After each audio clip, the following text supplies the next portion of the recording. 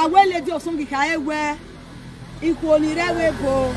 iyan gwa dress iyan gwa mwegbe awele di osongi ta reri o na we ona re kere mema ti ekwaro ina we ni we ya to ni ji italo ema we ti ekwaro ege no we mege ya je Europe tour na wo ke we me be afia because of wo kan ona we winner ana encourage me power mota omomo we no that one day omomo no say 4-5 years in onwa ogun mi na une mo pa na we wa no pe uga mo pa na no pe oga pe ami ko ba me pe nu ja ne emi na ro ogwa na winner time we go and work go and do it go and support e can no be pay me ma we pay me we ya ma anywhere aga winner ana migo then ya ma e workers na the winner no go and support them go and be supporting them e can we no be pay any workers we pay me I don't know do ma ko ta we okay you na winner me na pay me ya maybe the buy me na be pay me e ka go down na obi no e ko na be answer me ma mu ja pay me so that he will know, he or she will know the dividends in labor. Oh, everyone will know. Some go. They are building here. And you be my picking like they eat for us. I can't pay you. No. Any nigga like they one will not pay. I'm gonna pay. Oh, lazy. Oh, only couple with me. Oh, we're gonna give you a web. I can't remember. Can you hear me? We are dead. I have it. E city up bani here sunuji because oge zoya tae oge settlement no iya weru do we me we iya ma olo we me lelian do pe show ni o ma no organization na team we mama we ni pani no sunu o ma no de show na we ma olo we we de ba ya pe show na what isunu ye gi no e what see e what we je ka e we ikoni re we go address we no ko ni no we ni na ni o sanu da no me ito ada we no yo ko we ya bo we udan o so ba mana yo ko we bo we if emi nu ko yo to o we do ro e so ti time ogo wu I time we ko ri me udan I mari emi ro pa ye ko e ne ma sire wo ya adagba de mi na ta na we o salobua we no ko ni no to e ki no salobua forgive you no yo ko we bo we na ge monu bie ni adori oja jeminu wewu na ege monu bie na ege madam mowe e monu bie ude mi ni amana opa ma efa ne monu bie ga ba seni oni gbo ni do yin salobo ayenu ona wi yen ku e no bi me de ba iku ni but to God be the glory then yari ya ku ni e o ye do play and everything o saloba o be ile pon saloba wa the end of the day yan say ti ye to resolve e ona ye do quick ni ina do last fe na ha mo ko ni egbo yin me very oni e we do be jeru da e do wa ru pa bi omo ta ko bi omo aru pa bi omo we ma na ekini bi we are serve aku e ekini bi we ri se e ko ni we me da we o ma be o saloba le bi o ma be we ma be do we me gbe ko ni da bi we eni no ri wo ja e ma ni ki ene uda a ko bi omo e kun ko bi ere bo je e mu gbe yo de no bi ere no ma me kina me mu gbe yo de no obi we uda we I me ko dada bi omo obi omo ro pa I jaji gbe o ze me saloba na yo do wara dunye we ona le yo bo kan we lo ko ni ori o ona le yo bo kan ma ya no ivo bo ni ona me o mo na yo do play be de ri o so idole ma po wa ya afia emi me mu me na re iyon gwagume ajase ne o ma no swim matana o ma no swim ate matana ina ke no wa ni je ina mi ni wo wa ni no ma ge ya le ku e o ma ge ya le to saloboa o ma ge ya le ku ra me no re yin mi o ma ge ya le ku ne o ma ge ya le ku mo ni bie ina mi ni we ruda ima ke ni na teme ni ina we ina ni lewe gbogbo address ima ke ni na time today ime ya agwa la we live video me ya ni ya bebele ya because of this man ya le ni ke ni na time ni ke na do yin but ima mi ke ni na teme ni ni ta the TikTok live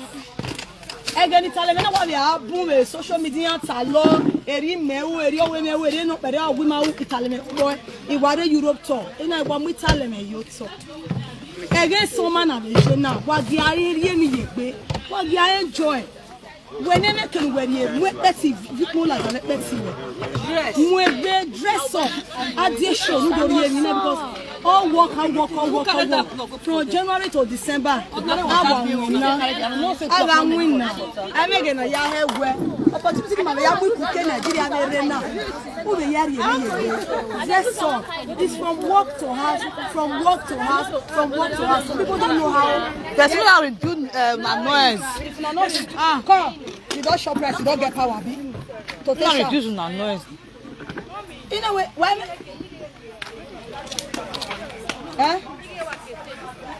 oh my here oh a studio we here na do ba ma o ba ma be studio ma studio o ba ma be studio so from work to heart from work to nowhere why be aladia okwe ona carry ewebo o carry do pe last o we gbede o we no pe na itale me bugbe wagi marie mi yegbe TikTok live many water and I return any say but on one na ba ono ya fi me we where Esther where nya ni re we address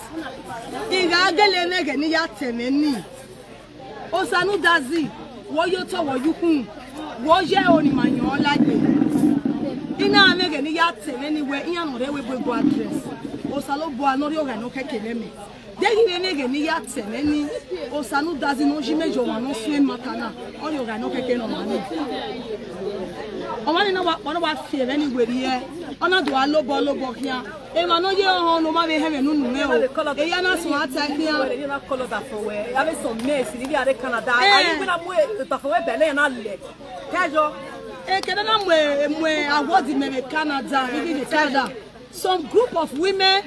na from some group of women na calling where we agumwe award ni me that there is another musician on that Kedore now no ekeni ama word na do my word him that Edo community is against me. Some group of people from Canada now call Edo community is against me. So yesterday I okay they want to hear from the Edo community that is against this woman where bag woman word in there. See now and amamiya yana lie amamiya o manori amami wa ogebe ma o manori amade yo kade Wario boy mi dare o ma na offend we ta mo ma ni we mi nu na e ma danu ayari amani mi wa e ma ni buye won da we a lady of song esta na we no wu kege ade o ma wu o ma de wa kele believe we mo iwa wi pa pe ran se wo ta gbon na wa gele wa believe we mo iwa jowo bo se wo ta gbon na wa gele and e agele ta me mani ya we beni me mu ja ni iwe bo then you want to iwebo igua and you no see any na iwebo because obi am na iwebo win animal ese iwebo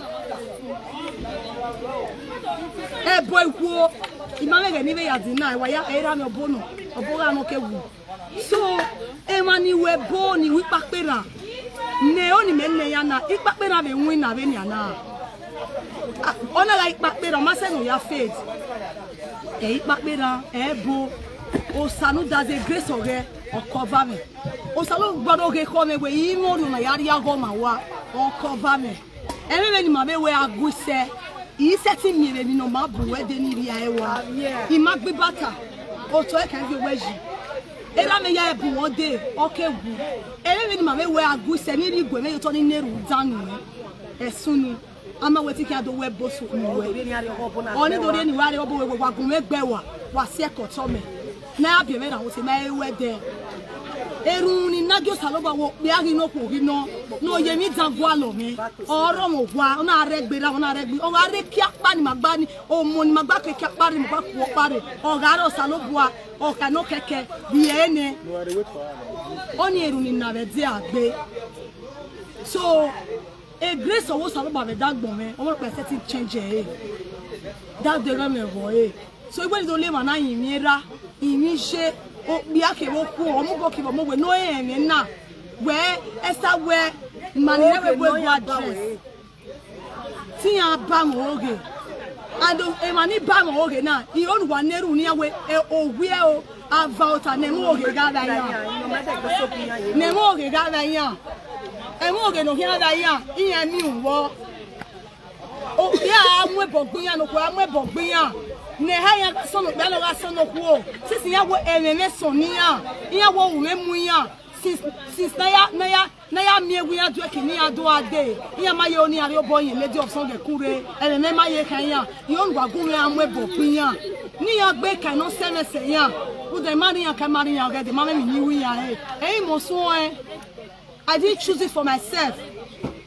And no Saloboka, oh, there. In my name, the Nakwakia Bieruda, no Saka, oh, there. Was a lady of Songia, one is working now. Was semi a walao. I mean, I'm a carriage. In Mamma get the yacht many, even setting with many. A better even setting with time. Ruta, I dig a wa. I get me a lady of song. I dig a wa. No encouragement or worship video me. As you go, me one in my head, the ultimate lady of song. He like him when I went me. I dig a wa, one lady of song. So while I will get Gemini, Waka Gemini, Ewan Semeni, or Salobua, around you can okay, only when you do deep work here and our west.